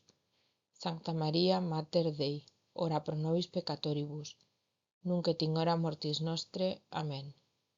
Ave Maria, gratia plena, Dominus tecum. Benedicta tui mulieribus, et benedictus fructus ventris tui, Iesus. Sancta Maria, Mater Dei, ora pro nobis peccatoribus, nunc et in hora mortis nostre. Amen. Gloria Patri, et Filio, et Spiritui Sancto, sicut erat in principio, et nunc et semper, et in saecula saeculorum. Amen. O mi Iesu, parce nobis, libera-nos a vigni inferni, extolle omnes animas in celum, preserti me gentissimas ex eis. Amen. Salve Regina, Mater misericordiae, vita dulcedo, et spes nostra, salve. A te clamamus exules filii Eva, a te suspiramus gementes et flentes, in hac lacrimarum vale. Eia ergo advocata nostra, illos tuos misericordes oculos ad nos converte. Et Iesum, benedictum fructum ventris tui, nobis post hoc exilium ostende. O clemens, o pia, o dulcis Virgo Maria, ora pro nobis sancta Dei Genetrix, ut digne ficiamur promissionibus Christi. Kyrie eleison, Kyrie eleison, Christe eleison, Christe eleison, Kyrie eleison, Kyrie eleison, Christe audinos, Christe audinos, Christe exaudinos, Christe exaudinos. Pater de celis Deus, miserere nobis. Filii Redemptor mundi Deus, miserere nobis. Spiritus Sancte Deus, miserere nobis. Sancta Trinitas unus Deus, miserere nobis. Sancta Maria, ora pro nobis. Sancta Dei Genetrix, ora pro nobis. Sancta Virgo Virginum, ora pro nobis. Mater Christi, ora pro nobis. Mater Ecclesiae, ora pro nobis. Mater Divinae Gratiae, ora pro nobis. Mater Purissima, ora pro nobis. Mater Castissima, ora pro nobis. Mater inviolata, ora pro nobis. Mater intemerata, ora pro nobis. Mater immaculata, ora pro nobis. Mater amabilis, ora pro nobis. Mater admirabilis, ora pro nobis. Mater boni concili, ora pro nobis. Mater creatoris, ora pro nobis. Mater salvatoris, ora pro nobis. Virgo prudentissima, ora pro nobis. Virgo veneranda, ora pro nobis. Virgo predicanda, ora pro nobis. Virgo potens, ora pro nobis. Virgo clemens, ora pro nobis. Virgo fidelis, ora pro nobis. Speculum justitiae, ora pro nobis. Sede sapientiae, ora pro nobis. Causa nostre laetitiae, ora pro nobis. Vas spirituale, ora pro nobis. Vas honorabile, ora pro nobis. Vas insigne devotionis, ora pro nobis. Rosa mystica, ora pro nobis. Turris Davidica, ora pro nobis. Turris Eburnea, ora pro nobis. Domus Aurea, ora pro nobis.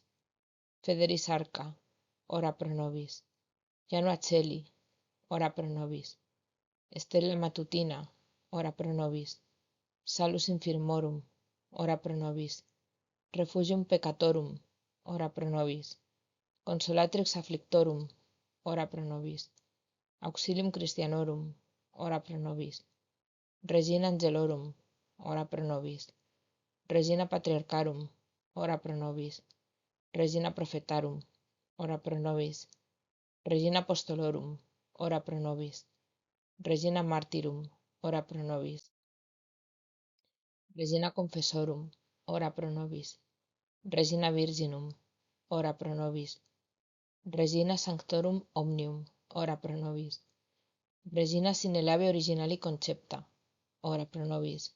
Regina in celum assumpta, ora pro nobis. Regina Sacratissimi Rosari, ora pro nobis. Regina Familiae, ora pro nobis. Regina Pacis, ora pro nobis. Agnus Dei, qui tollis peccata mundi, parce nobis Domine. Agnus Dei, qui tollis peccata mundi, exaudi nos Domine. Agnus Dei, qui tollis peccata mundi, miserere nobis. Subtum presidium confugimus, Sancta Dei Genetrix, nostras deprecationes ne despicias in necessitatibus, sed a periculis cunctis libera nos semper, Virgo gloriosa et benedicta. Ora pro nobis Sancta Dei Genetrix, ut digni ficiamur promissionibus Christi. Oremus. Concede nos, famulos tuos, que sumus Domine Deus, perpetua mentis et corporis sanitate gaudere, et gloriosa Beate Mariae semper Virginis intercessione, a presenti liberari tristitia et eterna perfuri laetitia, per Christum Dominum nostrum. Amen. Rosarium Beate Mariae Virginis. Mysteria gloriosa. Per signum Sancte Crucis, limicis nostris libera nos Domine Deus noster, in nomine Patris et Filii et Spiritus Sancti. Amen. Domine, labia mea aperies, et eos meum annunciavit laudem tuam. Deus, in auditorium meum intende. Domine, ad adjuvandum me festina. Gloria Patri et Filio et Spiritui Sancto, sicut erat in principio et nunc et semper et in saecula saeculorum. Amen. Credo in Deum Patrem omnipotentem, Creatorem celi et terrae, et in Iesum Christum, Filium eius unicum Dominum nostrum, qui conceptus est de Spiritu Sancto, natus ex Maria Virgine, passus sub Pontio Pilato, crucifixus mortus et sepultus, descendit ad inferos, tertia die resurrexit a mortuis, ascendit ad celos, sedet ad dexteram Dei Patris omnipotentis, inde venturus est judicare vivos et mortuos. Credo in Spiritum Sanctum, Sanctam Ecclesiam Catholicam, Sanctorum Communionem, remissionem peccatorum, carnis resurrectionem, vitam aeternam. Amen. Pater noster qui es in celis, sanctificetur nomen tuum, adveniat regnum tuum, fiat voluntas tua sicut in cielo et in terra. Panem nostrum quotidianum da nobis hodie, et dimite nobis debita nostra, sicut et nos dimitimus debitoribus nostris, et ne nos inducas in tentationem, sed libera nos a malo. Amen. Ave Maria, gratia plena, Dominus tecum, benedicta tui in mulieribus, et benedictus fructus ventris tui, Iesus.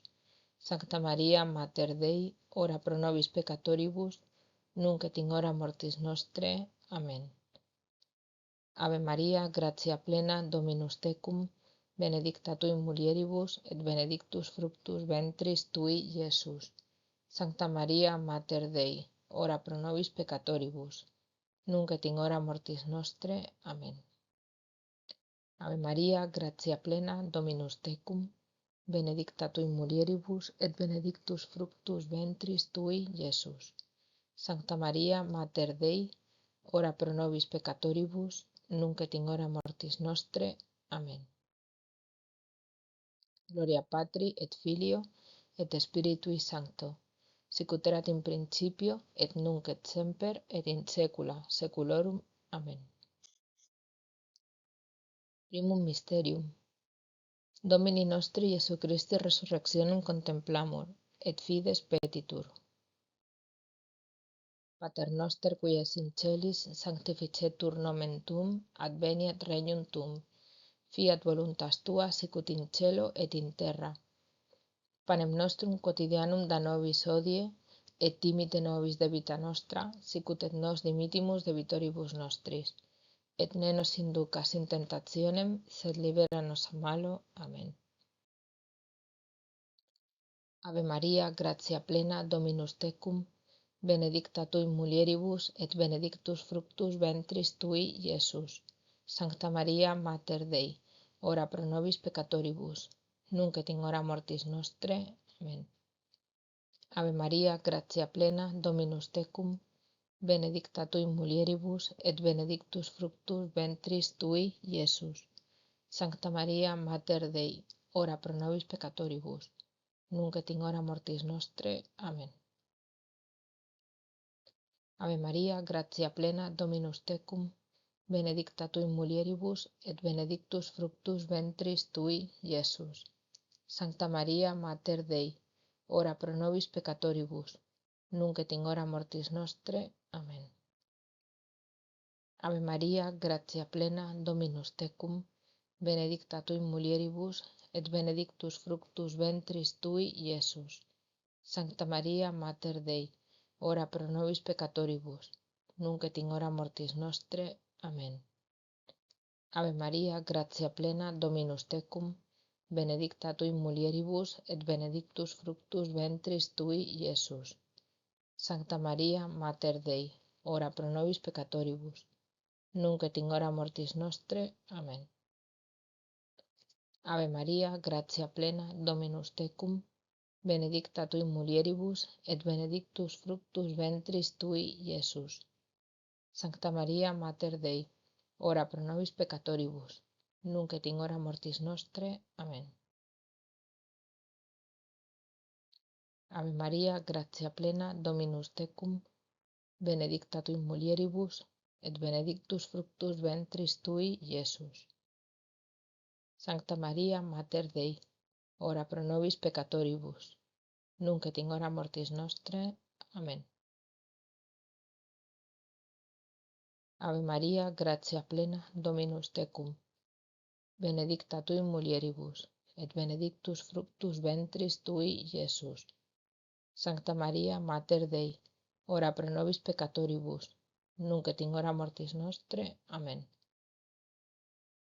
Ave Maria, gratia plena, Dominus tecum, benedicta tui in mulieribus, et benedictus fructus ventris tui, Iesus.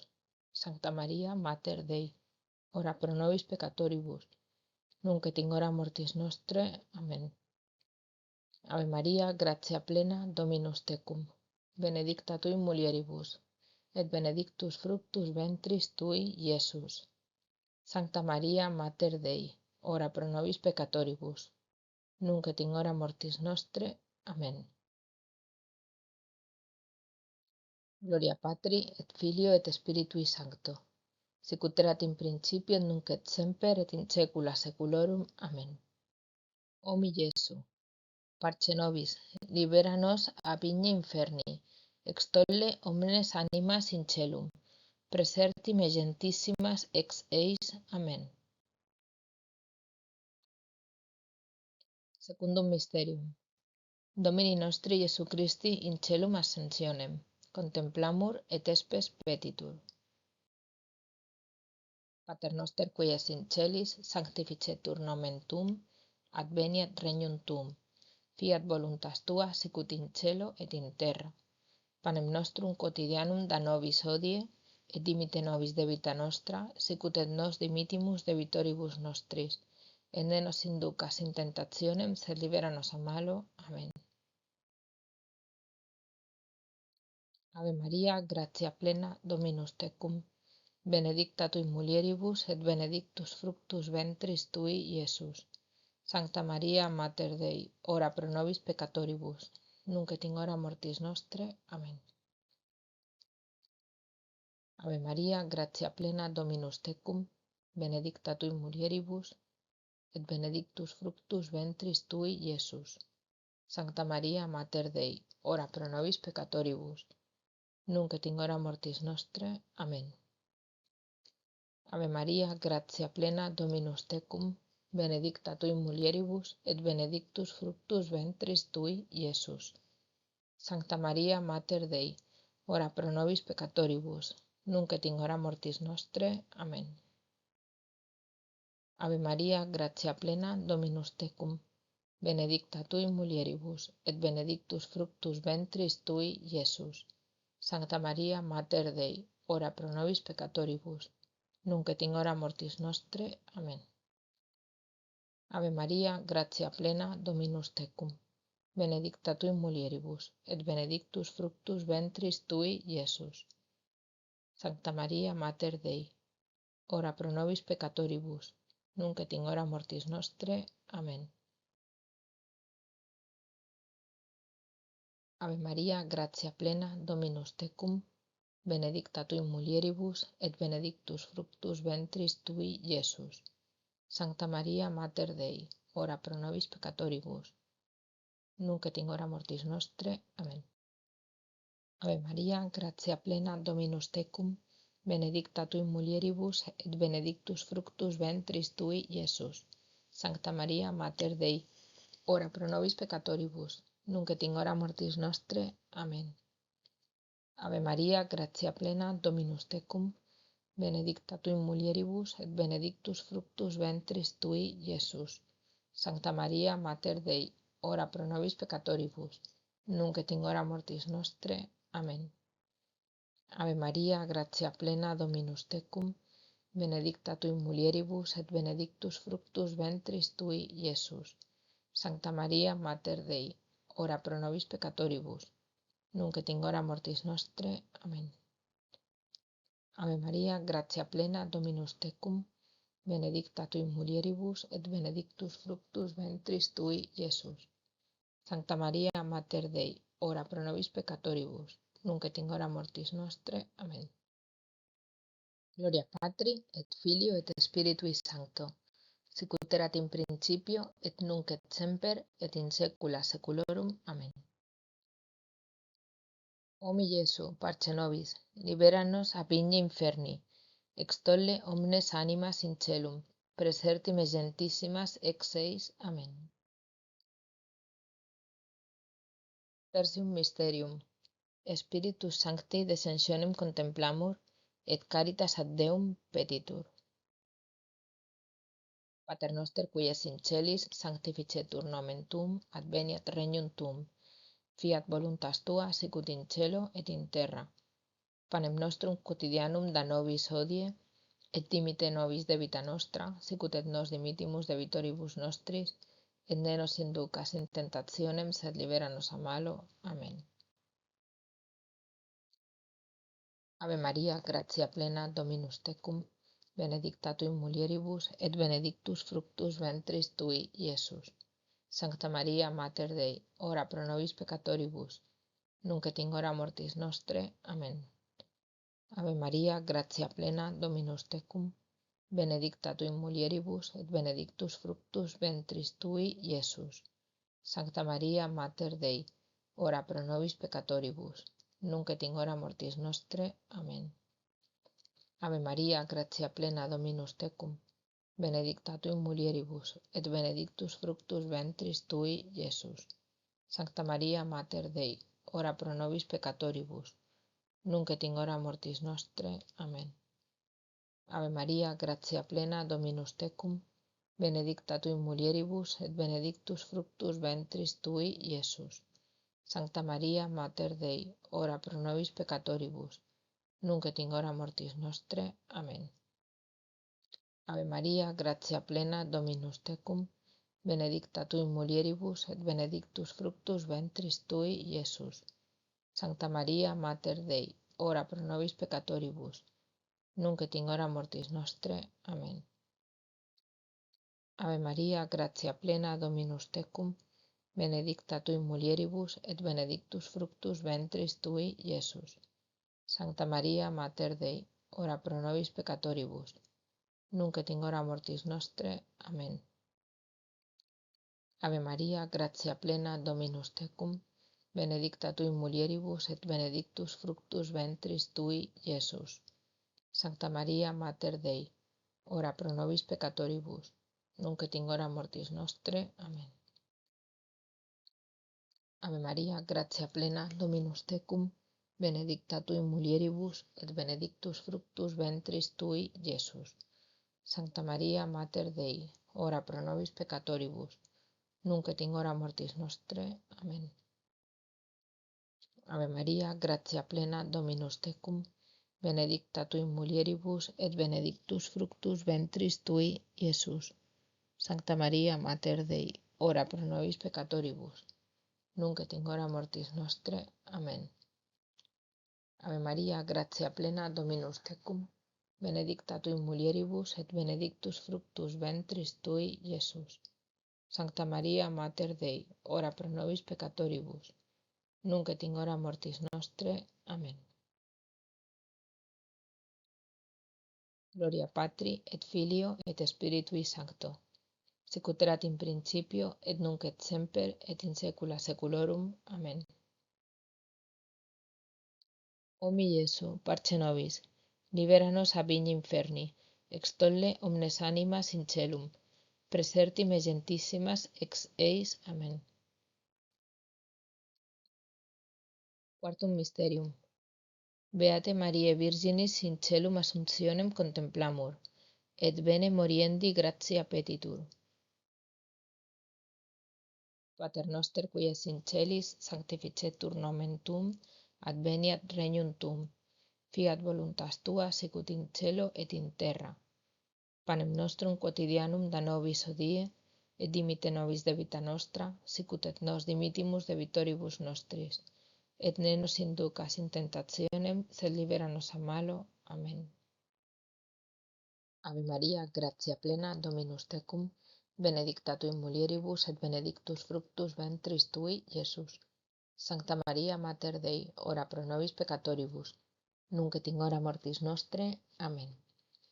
Ave Maria, gratia plena, Dominus tecum, benedicta tu in mulieribus, et benedictus fructus ventris tui, Iesus. Sancta Maria, Mater Dei, ora pro nobis peccatoribus, nunc et in hora mortis nostre. Amen. Ave Maria, gratia plena, Dominus tecum, benedicta tu in mulieribus, et benedictus fructus ventris tui, Iesus. Sancta Maria, Mater Dei, ora pro nobis peccatoribus, nunc et in hora mortis nostre. Amen. Ave Maria, gratia plena, Dominus tecum, benedicta tu in mulieribus, et benedictus fructus ventris tui, Iesus. Sancta Maria, Mater Dei, ora pro nobis peccatoribus, nunc et in hora mortis nostre. Amen. Ave Maria, gratia plena, Dominus tecum, benedicta tu in mulieribus, et benedictus fructus ventris tui, Iesus. Sancta Maria Mater Dei, ora pro nobis peccatoribus, nunc et in hora mortis nostre. Amen. Ave Maria, gratia plena, Dominus tecum, benedicta tui mulieribus, et benedictus fructus ventris tui, Iesus. Sancta Maria Mater Dei, ora pro nobis peccatoribus, nunc et in hora mortis nostre. Amen. Ave Maria, gratia plena, Dominus tecum, benedicta tui mulieribus, et benedictus fructus ventris tui, Iesus. Sancta Maria Mater Dei, ora pro nobis peccatoribus, nunc et in hora mortis nostre. Amen. Ave Maria, gratia plena, Dominus tecum, benedicta tui mulieribus, et benedictus fructus ventris tui, Iesus. Sancta Maria Mater Dei, ora pro nobis peccatoribus, nunc et in hora mortis nostre. Amen. Ave Maria, gratia plena, Dominus tecum, benedicta tui mulieribus, et benedictus fructus ventris tui, Iesus. Sancta Maria Mater Dei, ora pro nobis peccatoribus, nunc et in hora mortis nostre. Amen. Ave Maria, gratia plena, Dominus tecum, benedicta tui mulieribus, et benedictus fructus ventris tui, Iesus. Sancta Maria Mater Dei, ora pro nobis peccatoribus, nunc et in hora mortis nostre. Amen. Gloria Patri et Filio et Spiritui Sancto, sic ut erat in principio et nunc et semper et in saecula saeculorum. Amen. O mi Iesu, parce nobis, libera nos ab igni inferni, extolle omnes animas in caelum, praesertim gentissimas ex eis. Amen. Quintum mysterium. Beate Mariae Virginis coronationem contemplamur, et fiducia in Maria Regina nostra petitur. Pater noster qui es in celis, sanctificetur nomen tuum, adveniat regnum tuum. Fiat voluntas tua sicut in cielo et in terra. Panem nostrum quotidianum da nobis hodie, et dimite nobis debita nostra, sicut et nos dimittimus debitoribus nostris. Et ne nos inducas in tentationem, sed libera nos a malo. Amen. Ave Maria, gratia plena, Dominus tecum, benedicta tui mulieribus, et benedictus fructus ventris tui, Iesus. Sancta Maria Mater Dei, ora pro nobis peccatoribus, nunc et in hora mortis nostre. Amen. Ave Maria, gratia plena, Dominus tecum, benedicta tui mulieribus, et benedictus fructus ventris tui, Iesus. Sancta Maria Mater Dei, ora pro nobis peccatoribus, nunc et in hora mortis nostre. Amen. Ave Maria, gratia plena, Dominus tecum, benedicta tui mulieribus, et benedictus fructus ventris tui, Iesus. Sancta Maria Mater Dei, ora pro nobis peccatoribus, nunc et in hora mortis nostre. Amen. Ave Maria, gratia plena, Dominus tecum, benedicta tui mulieribus, et benedictus fructus ventris tui, Iesus. Sancta Maria Mater Dei, ora pro nobis peccatoribus, nunc et in hora mortis nostre. Amen. Ave Maria, gratia plena, Dominus tecum, benedicta tui mulieribus, et benedictus fructus ventris tui, Iesus. Sancta Maria Mater Dei, ora pro nobis peccatoribus, nunc et in hora mortis nostre. Amen. Ave Maria, gratia plena, Dominus tecum, benedicta tui mulieribus, et benedictus fructus ventris tui, Iesus. Sancta Maria Mater Dei, ora pro nobis peccatoribus, nunc et in hora mortis nostre. Amen. Ave Maria, gratia plena, Dominus tecum, benedicta tui mulieribus, et benedictus fructus ventris tui, Iesus. Sancta Maria Mater Dei, ora pro nobis peccatoribus, nunc et in hora mortis nostre. Amen. Ave Maria, gratia plena, Dominus tecum, benedicta tui mulieribus, et benedictus fructus ventris tui, Iesus. Sancta Maria Mater Dei, ora pro nobis peccatoribus, nunc et in hora mortis nostre. Amen. Ave Maria, gratia plena, Dominus tecum, benedicta tu in mulieribus, et benedictus fructus ventris tui, Iesus. Sancta Maria, Mater Dei, ora pro nobis peccatoribus, nunc et in hora mortis nostre. Amen. Ave Maria, gratia plena, Dominus tecum, benedicta tu in mulieribus, et benedictus fructus ventris tui, Iesus. Sancta Maria, Mater Dei, ora pro nobis peccatoribus, nunc et in hora mortis nostre. Amen. Gloria Patri, et Filio, et Spiritui Sancto, sicut erat in principio, et nunc et semper, et in saecula saeculorum. Amen. O mi Iesu, parce nobis, libera nos a pigni inferni, extolle omnes animas in celum, presertime gentissimas ex eis. Amen. Salve Regina, Mater misericordiae, vita dulcedo et spes nostra. Salve. A te clamamus exules filii Eve, a te suspiramus gementes et flentes, in ac lacrimarum valle. Ella ergo advocata nostra, illos tuos misericordes oculos ad nos converte. Et Iesum, benedictum fructum ventris tui, nobis post hoc exilium ostende. O clemens, o pia, o dulcis Virgo Maria, ora pro nobis sancta Dei genetrix, ut digne ficiamur promissionibus Christi. Litanie. Kyrie eleison, Kyrie eleison, Christe eleison, Christe eleison, Kyrie eleison, Kyrie eleison, Christe audinos, Christe audinos, Christe exaudinos, Christe exaudinos. Pater de celis Deus, miserere nobis. Filii Redemptor mundi Deus, miserere nobis. Spiritus Sancte Deus, miserere nobis. Sancta Trinitas unus Deus, miserere nobis. Sancta Maria, ora pro nobis. Sancta Dei genetrix, ora pro nobis. Sancta Virgo Virginum, ora pro nobis. Mater Christi, ora pro nobis. Mater Ecclesiae, ora pro nobis. Mater Divinae Gratiae, ora pro nobis. Mater Purissima, ora pro nobis. Mater Castissima, ora pro nobis. Mater Inviolata, ora pro nobis. Mater Intemerata, ora pro nobis. Mater Immaculata, ora pro nobis. Mater Amabilis, ora pro nobis. Mater Admirabilis, ora pro nobis. Mater Boni Consilii, ora pro nobis. Mater Creatoris, ora pro nobis. Mater Salvatoris, ora pro nobis. Virgo Prudentissima, ora pro nobis. Virgo Veneranda, ora pro nobis. Virgo Predicanda, ora pro nobis. Virgo Potens, ora pro nobis. Virgo Clemens, ora pro nobis. Virgo Fidelis, ora pro nobis. Speculum Justitiae, ora pro nobis. Sede Sapientiae, ora pro nobis. Causa nostre Laetitiae, ora pro nobis. Vas Spirituale, ora pro nobis. Vas Honorabile, ora pro nobis.